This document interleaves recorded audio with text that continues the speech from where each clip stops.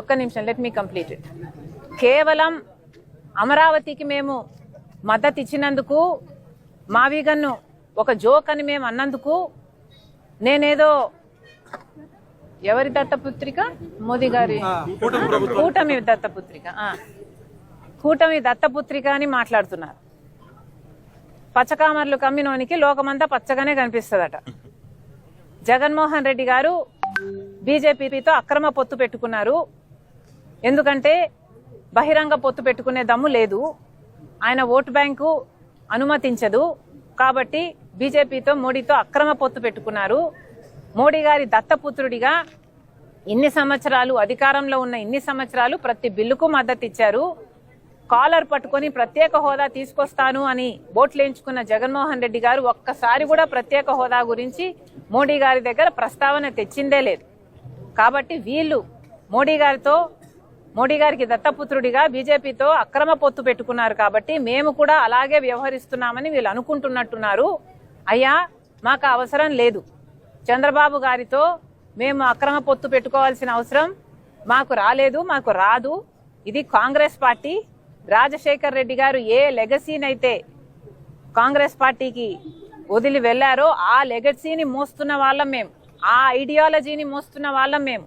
మీలాగా బీజేపీకి మతం పేరుతో, కులం పేరుతో చిచ్చు పెట్టే బీజేపీ పార్టీకి మద్దతిస్తున్న వాళ్ళం కాదు మేము. రాజశేఖర్ రెడ్డి గారు నిజమైన వారసులుగా, ఐడియాలజీకి మేము నిజమైన వారసులుగా మేము బీజేపీకి వ్యతిరేకంగా పోరాటాలు చేస్తున్నాం. కులాన్ని, మతాన్ని అడ్డు పెట్టుకొని ఆ పేర్లు వాడుకొని చిచ్చు పెడుతుంటే మేము వ్యతిరేకిస్తున్నాం. పైగా ఏమన్నారండి, బొత్స ఏంటిది కాదు ఆయన కాదన్నా, మొన్న మేము కుక్కలమని ఒప్పుకున్నాడు కదా, ఆయన పేరేం పేరు, మేము కుక్కలము అని ఒప్పుకున్న వాళ్ళు మొరుగుతారు. అది వాళ్ళ నైజం. మేము సమాధానం చెప్పాల్సిన పని లేదు. కానీ మేము ప్రజల పక్షాన పోరాటం ఏం చేశాము అని అడుగుతున్నారు కదా. మేమేనండి ప్రజల పక్షాన పోరాటాలు చేస్తున్నది. విశాఖ స్టీల్కైనా మేమే పోరాటాలు చేశాం, రైతుల పక్షాన మేమే పోరాటాలు చేస్తున్నాం. ఇప్పుడు ఉపాధి హామీ పరిరక్షణ యాత్రగా 50 రోజుల వ్యవధిలో ప్రతి పార్లమెంటులో 2-3 గ్రామాలు తగిలేటట్టు యాత్రలు చేసింది మేము, మీరు కాదు. వైసీపీ చేసిందల్లా బల ప్రదర్శన యాత్రలు. ఆ యాత్రల్లో భాగంగా జనాలు కార్ల కింద పడుతున్నా పట్టించుకోకుండా పోతున్నది మీరు. మూకల పిచ్చి ఉన్నది మీకు, మాకు కాదు. మేము ప్రజలకు మేలు చేయాలనే ఈ యాత్రలు చేస్తున్నాం. మండుటి ఎండల్లో ఈరోజు సిపిఐ వాళ్ళు పాదయాత్ర చేస్తుంటే వాళ్ళకు కూడా మద్దతు పలకడానికి వచ్చాం. ఈ కార్యక్రమం చేస్తున్నది మేము. కాబట్టి మీకు ఎలాగో కుక్కలను మీరు ఒప్పుకున్నారు, మీరు మొరుగుతూనే ఉంటారు, మీ నైజమే అది. ఇక మేము సమాధానం చెప్పాలి అనుకోవటం లేదు. మీరేమన్నారు?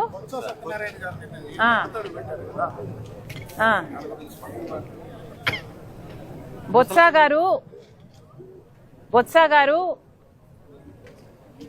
నిండు అసెంబ్లీలో రాజశేఖర్ రెడ్డి గారిని చులకన చేసి మాట్లాడితే, విజయమ్మ గారిని అవమానిస్తే, ఆ రోజు నిండు సభలో విజయమ్మ, మా అమ్మ కంటతడి పెట్టుకున్నారు. అప్పుడే కాదు, ఇంటికి వచ్చి కూడా ఆ రోజు చాలా బాధపడ్డారు. నేనే ప్రత్యక్ష సాక్షిని. అంతగా అమ్మను బాధ పెట్టాడు, రాజశేఖర రెడ్డి గారి భార్యను బాధ పెట్టాడు. అది కూడా రాజశేఖర రెడ్డి గారిని చులకన చేసి మాట్లాడి నిండు సభలో. అలాంటి బొత్స గారు నిన్న కన్నీళ్లు పెట్టుకున్నారని విన్నాం. ఎందుకు పెట్టుకున్నారో నాకైతే తెలియదు. కానీ నిజంగా విజయమ్మను అంత బాధ పెట్టినందుకు పశ్చాత్తాపంతో కన్నీళ్లు పెట్టుకోవాల్సిన అవసరం నిజంగానే బొత్స గారికి ఉంది. గతంలో అన్నాడు కదా, వైఎస్ఆర్ మరణానికి కారణం జగన్ హస్తం ఉందని చెప్పాడు. అవన్నీ నాకు తెలియదన్నా. కానీ నిజంగానే ఇంతవరకు విజయమ్మకు క్షమాపణ చెప్పాడో లేదో చెప్పాల్సిన అవసరం కూడా ఉంది.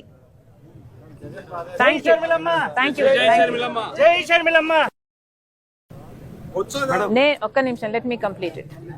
కేవలం అమరావతికి మేము మద్దతు ఇచ్చినందుకు, మావిగన్ను ఒక జోక్ అని మేము అన్నందుకు, నేనేదో ఎవరి దత్తపుత్రిక, మోదీ గారి కూటమి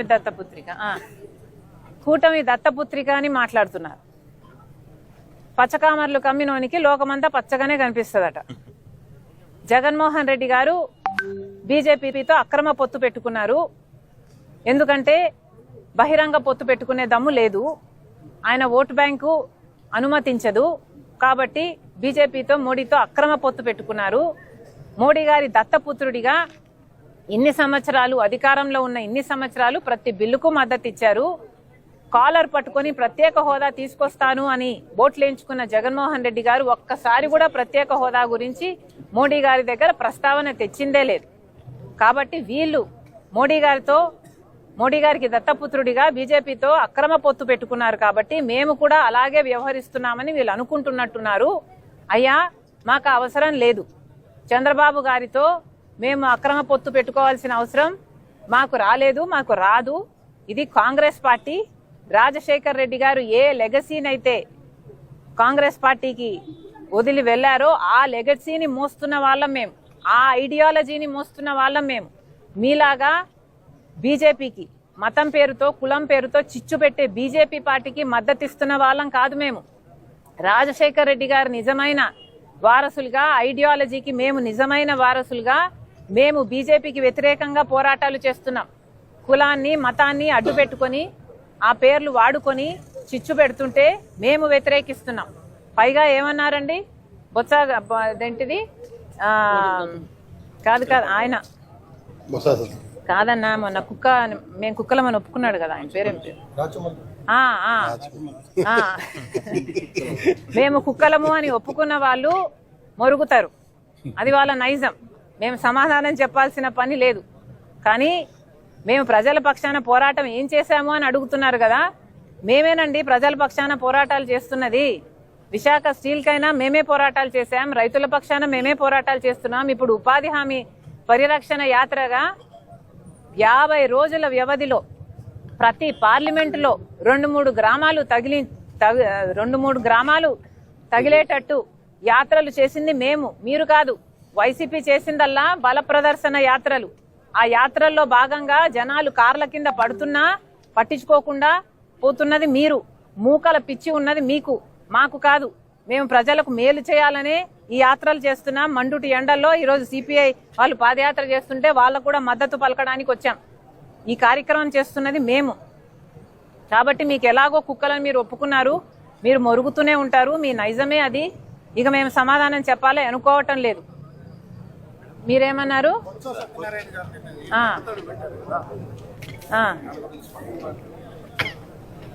బొత్స గారు నిండు అసెంబ్లీలో రాజశేఖర్ రెడ్డి గారిని చులకన చేసి మాట్లాడితే, విజయమ్మ గారిని అవమానిస్తే, ఆ రోజు నిండు సభలో విజయమ్మ మా అమ్మ కంటతడి పెట్టుకున్నారు. అప్పుడే కాదు, ఇంటికి వచ్చి కూడా ఆ రోజు చాలా బాధపడ్డారు. నేనే ప్రత్యక్ష సాక్షిని. అంతగా అమ్మను బాధ పెట్టాడు, రాజశేఖర రెడ్డి గారి భార్యను బాధ పెట్టాడు.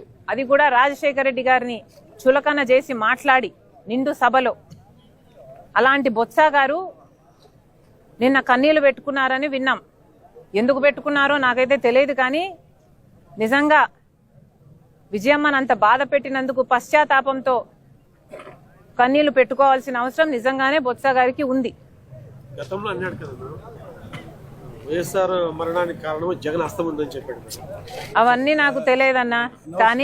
కానీ నిజంగానే ఇంతవరకు విజయమ్మకు క్షమాపణ చెప్పాడో లేదో చెప్పాల్సిన అవసరం కూడా ఉంది. Thank you.